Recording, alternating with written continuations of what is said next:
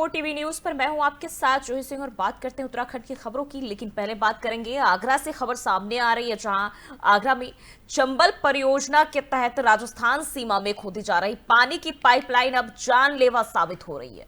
उत्तर प्रदेश के दाऊदपुर गांव की पंचायत उत्तू से पीली मिट्टी लेने पहुंचे ग्रामीणों पर करीब 10 फीट गहरे गड्ढे की मिट्टी की दीवार अचानक ढह गई है और इस हादसे में 8 लोग दब गए, जिन्हें ग्रामीणों ने निकालकर भरतपुर अस्पताल में भर्ती कराया है। इलाज के दौरान एक महिला समेत 2 लोगों की मौत भी हुई है।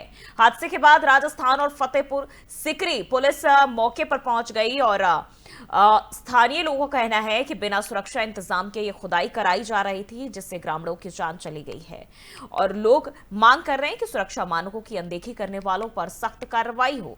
तो राजस्थान सीमा पर यह बड़ा हादसा, जहां बताया जा रहा है कि पीली मिट्टी लेने आ रहे थे लोग और इस दौरान कई लोग दब गए हैं। हालांकि उन्हें जो है ग्रामीणों की मदद से उन्हें निकाला गया है और अस्पताल में भर्ती कराया गया है। इसके साथ ही ये भी बताया जा रहा है कि एक महिला समेत 2 लोगों की मौत भी हुई है। और वहीं अब इस हादसे को लेकर लोग मांग कर रहे हैं कि सुरक्षा मानकों की अनदेखी ना किए जाए और साथ ही साथ जिन्होंने अनदेखी की है उन पर सख्त एक्शन लिए जाए।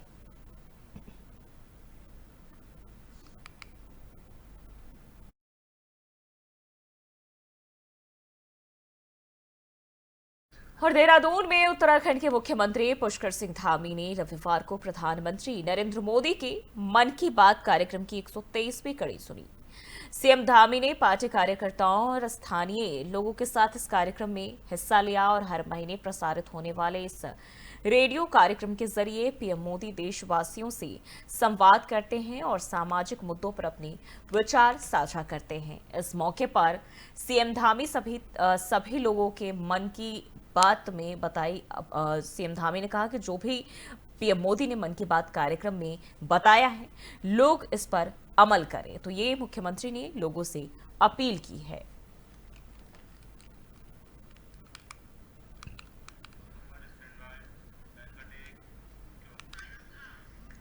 और वहीं एक और जानकारी आपको बताते चले, जहां बताया जा रहा है उत्तराखंड के उत्तरकाशी जिले के बड़कोट तहसील के सिलाई बैंड इलाके में बादल फटने की घटना जो है वो सामने आई है। और सिलाई बैंड इलाके का यह मामला बताया जा रहा है, जहां भारी बारिश और भूस्खलन के चलते एक लेबर कैंप चपेट में आ गया, जहां मौजूद 19 मजदूरों में से 10 को सुरक्षित निकाल लिया गया है, जबकि 9 मजदूर अभी भी लापता बताए जा रहे हैं। राहत बचाव कार्य के लिए एसडीआरएफ, पुलिस, एनडीआरएफ और अन्य विभागों की टीमें भी मौके पर डटी हुई है और लगातार ऑपरेशन चलाया जा रहा है। घटना के चलते यमुनोत्री हाईवे का करीब 10 से 12 मीटर हिस्सा भी बह गया है, जिससे मार्ग बाधित हो गया है। तीर्थयात्रियों को सुरक्षित स्थानों पर रोक दिया गया है। प्रशासन ने लोगों से अपील की है कि अफवाहों पर ध्यान ना दें और जितनी हो सके सावधानी जरूर बरतें। तो बड़कोट में ये बादल फटने की घटना सामने आई है और उत्तरकाशी का ये मामला, जहां इस वक्त अगर हम बात करें तो केदारनाथ या चारधाम यात्रा पर जो भी लोग जा रहे हैं, तमाम लोगों को इस वक्त रोका गया है। जो जहां है उन्हें वहीं रोक दिया गया है और किसी तरह की आशंका के मद्देनजर जो है रोके गई, ताकि किसी तरह के जो प्राकृतिक आपदा है उसकी चपेट में जो श्रद्धालु पहुंच रहे हैं, पर्यटक पहुंच रहे हैं, वो ना आने पाए। और उसी के तहत हम बात करें तो सुरक्षा के मद्देनजर राहत बचाव कार्य भी लगातार जारी है। आज प्रातः 3 बजे के आसपास सूचना प्राप्त हुई है कि अर्ली मॉर्निंग में एक लैंडस्लाइड हुआ है। पालीघाट से लगभग 4 किलोमीटर आगे ये यमुनोत्री हाईवे है, सिलाई बैंड नाम की जगह है, जहाँ पे एक कुछ होटल का कंस्ट्रक्शन हो रहा था, अंडर कंस्ट्रक्शन। उसी के बगल से एक नया लैंडस्लाइड जोन डेवलप हुआ है, जिसमें पहले कभी नहीं रहा था, सेफ था। उसमें एक डेवलप हुआ है लैंडस्लाइड और उस नीचे की ओर आते हुए, होटल से नीचे की ओर आते हुए जो लेबर्स का शेल्टर था, शेल्टर या कैंप साइट, वो उसकी जद में आया है। तो इस लैंडस्लाइड की वजह से हमारा जो एनएच है वो लगभग अभी जो असेस किया है 10 मीटर के आसपास वो वॉश आउट हुआ है। और जो कैंप साइट थी नीचे लेबर्स की, जिसमें बताया जा रहा है 19 लेबर थे, उसमें से 8 या 9 लोग मिसिंग थे। अभी एनडीआरएफ, एसडीआरएफ, पुलिस, रेवेन्यू का टीम मौके पे है, पीडब्ल्यूडी का टीम भी आ गया है। आज प्रातः 3 बजे के आसपास सूचना प्राप्त हुई है कि अर्ली मॉर्निंग में एक लैंडस्लाइड हुआ है पालीघाट से। और उत्तराखंड बीजेपी में नए प्रदेश अध्यक्ष को लेकर अटकलों का दौर जल्द ही खत्म होने वाला है। संगठनात्मक चुनाव को लेकर केंद्रीय संगठन ने चुनाव अधिकारियों की घोषणा कर दी है और उत्तराखंड में चुनाव अधिकारी की जिम्मेदारी केंद्रीय राज्य मंत्री हर्ष मल्होत्रा को सौंपी गई है। और इस बीच बीजेपी के प्रदेश उपाध्यक्ष खजान दास ने कहा है कि 1 जुलाई तक प्रदेश का पूरा संगठनात्मक जो ढांचा है वो तय कर लिया जाएगा और इससे लंबे समय से नए अध्यक्ष को लेकर चल रही चर्चाओं पर विराम लग जाएगा और बीजेपी सभी संतुलनों को साधते हुए नए प्रदेश अध्यक्ष के नाम का ऐलान करेगी। तो उत्तराखंड में बीजेपी के नए प्रदेश अध्यक्ष पर मंथन अब तेज है और जल्द ही अब एक नए नाम का खुलासा किया जा सकता है। नए नाम का ऐलान प्रदेश बीजेपी की तरफ से किया जा सकता है।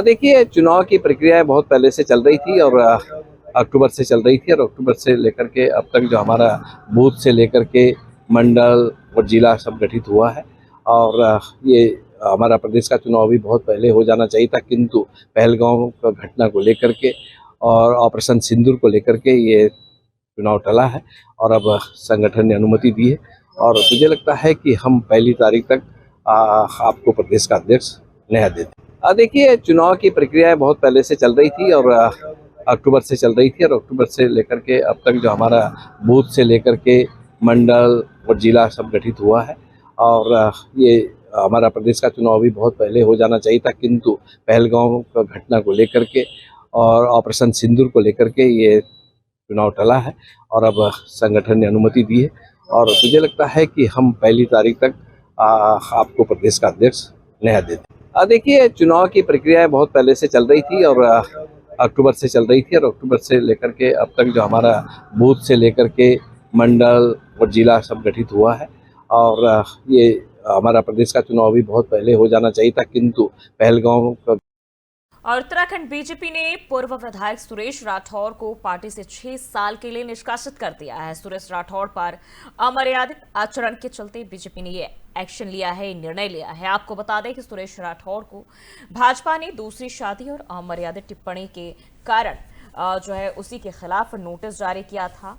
हालांकि पूर्व विधायक ने प्रदेश अध्यक्ष महेंद्र भट्ट और संगठन महामंत्री अजय कुमार को अपना स्पष्टीकरण भी दिया था, लेकिन स्पष्टीकरण में सही जवाब ना देने के बाद पार्टी ने राठौर को 6 साल के लिए प्राथमिक सदस्यता से निष्कासित कर दिया है।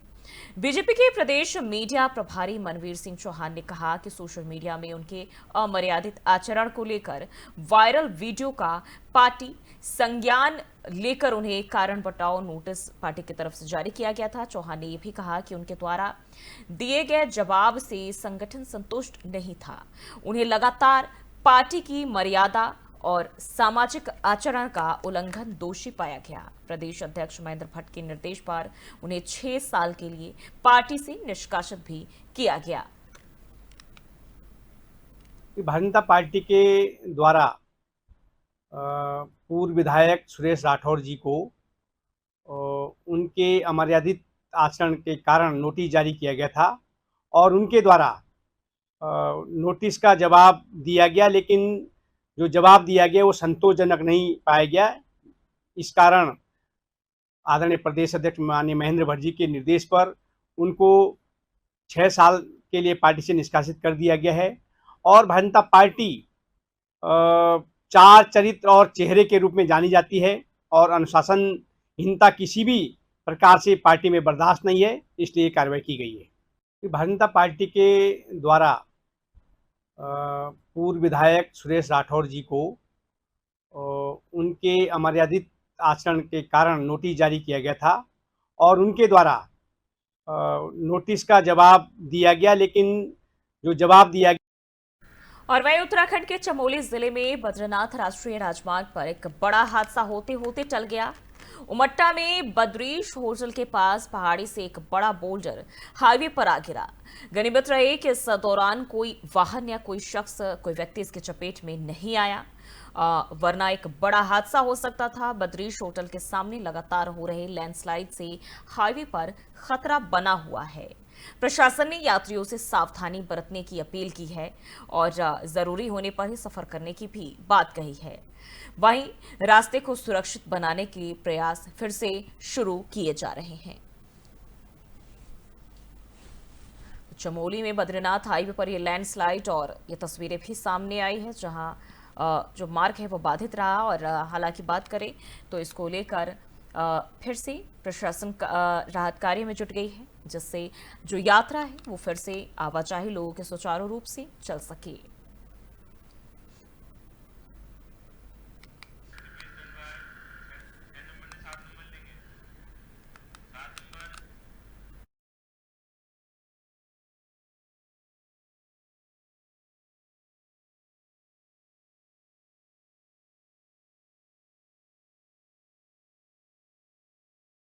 और देहरादून और आसपास के पर्वतीय जिलों में लगातार बारिश के चलते इसी बीच मौसम विभाग ने अगले 24 घंटे के लिए भारी बारिश का अलर्ट जारी किया है। अलर्ट के बाद दून पुलिस पूरी तरह अलर्ट मोड पर नजर आ रही, सक्रिय नजर आ रही। नदी नालों के जलस्तर के बढ़ने की आशंका को देखते हुए पुलिस सभी थाना क्षेत्रों में लाउड हेलर से लोगों को सतर्क कर रही है। खासकर जो नदी नाले के किनारे बसे लोग हैं उनको सुरक्षित स्थानों पर जाने की सलाह दी जा रही है और इसके साथ ही बारिश के दौरान नदी नालों की तरफ न जाने और सतर्क रहने की अपील भी लगातार की जा रही है। पुलिस प्रशासन हालात पर नजर लगातार बनाए हुए हैं और किसी भी आपात स्थिति से निपटने के लिए पूरी तरह से तैयारी देखी जा रही है।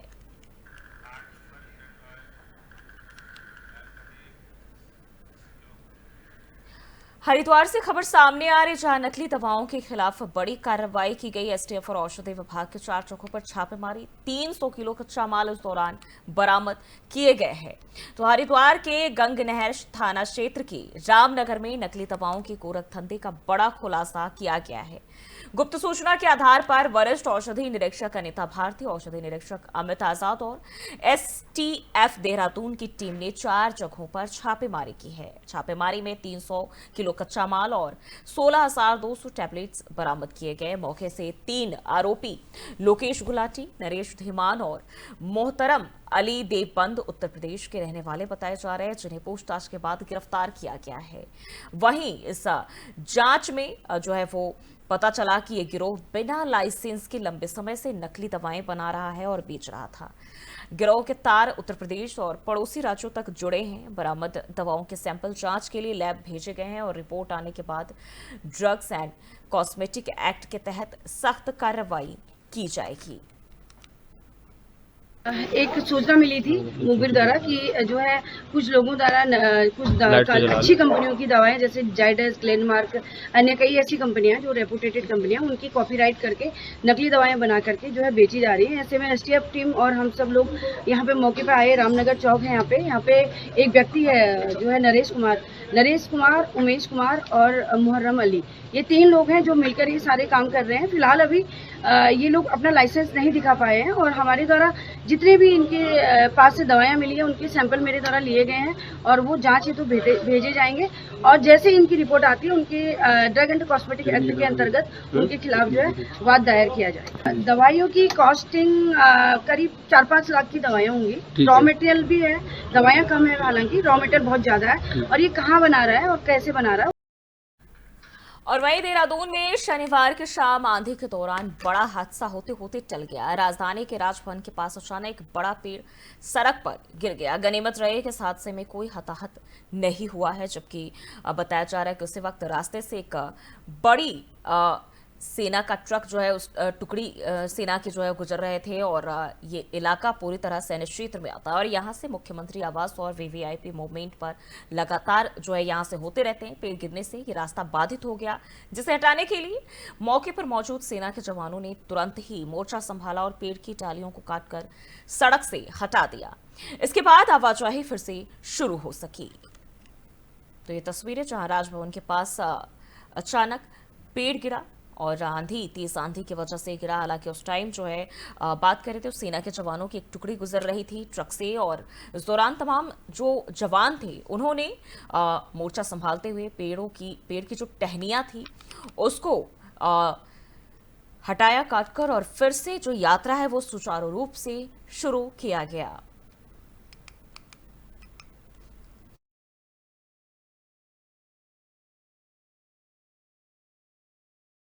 और हरिद्वार में कांवड़ यात्रा को सुगम, सुव्यवस्थित और सुरक्षित बनाने के लिए प्रशासन ने तैयारियां तेज कर दी है।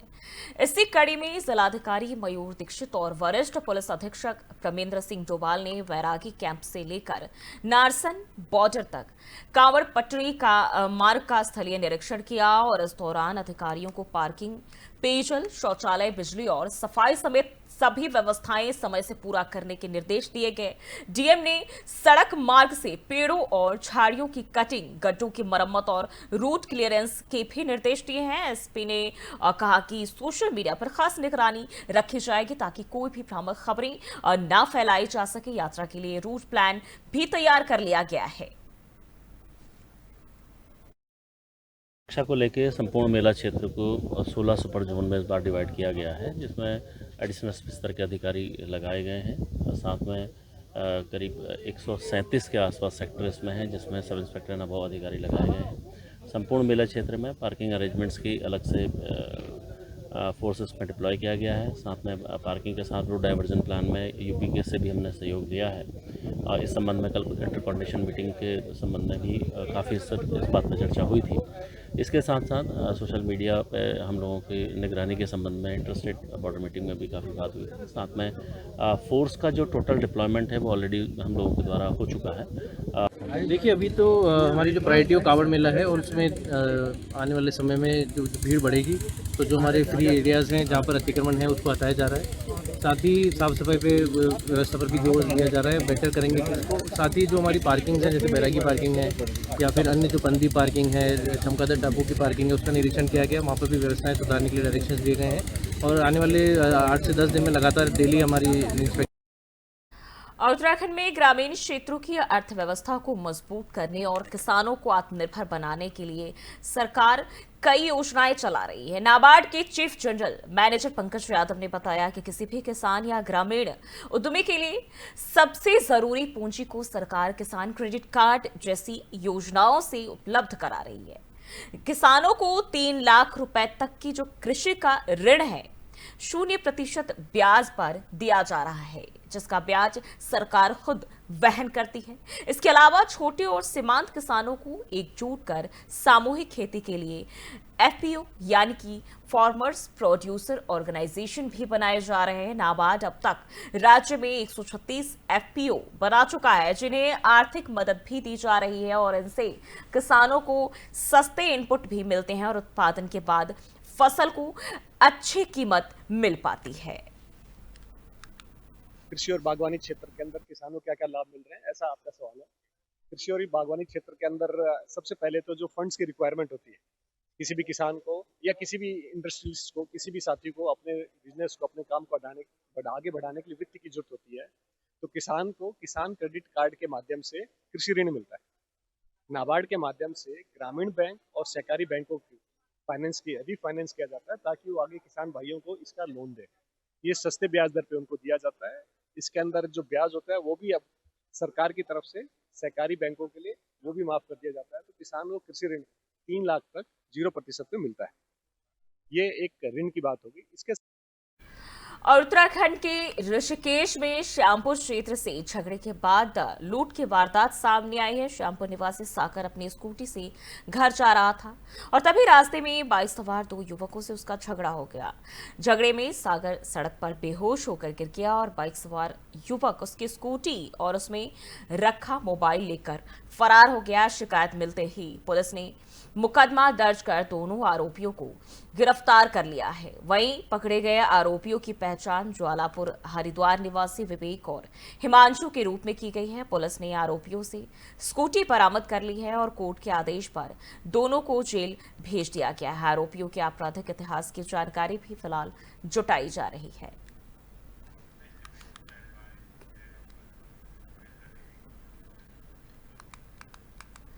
और देहरादून में गेस्ट हाउस की आड़ में चल रहे जिसमें फरोशी के गोरख धंधे का पुलिस ने भांडाफोड़ कर दिया है। जानकारी के मुताबिक राजा रोड स्थित एक गेस्ट हाउस में अनैतिक देह व्यापार की सूचना एसएसपी को मिली, जिसके बाद पुलिस टीम ने वहां अचानक छापेमारी कर दी।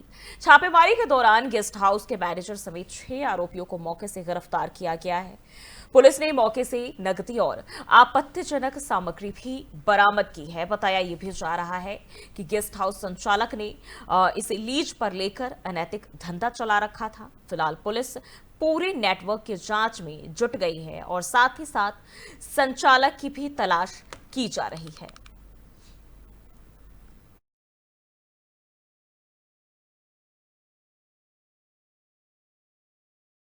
बढ़ते आगे, उत्तराखंड के पहाड़ी इलाकों में लगातार हो रही बारिश का असर अब मैदानी क्षेत्रों में भी साफ नजर आने लगा है। हरिद्वार के लक्सर में सोलानी नदी का जलस्तर तेजी से बढ़ गया है, जिससे नदी का पानी आसपास के गांवों में घुसने लगा है। लगातार बारिश से लोगों में बाढ़ का खतरा बढ़ने की चिंता भी इस वक्त बढ़ी हुई है। 2 साल पहले भी लक्सर क्षेत्र इसी तरह बाढ़ की चपेट में आ चुका है और हर सुबह बारिश के बाद जलभराव की स्थिति बनी रहती है, जिससे हालात और गंभीर हो रहे हैं। प्रशासन ने इलाके में अलर्ट जारी कर लोगों से सतर्क रहने की अपील की है और किसी भी आपात स्थिति से निपटने की तैयारी भी की जा रही है।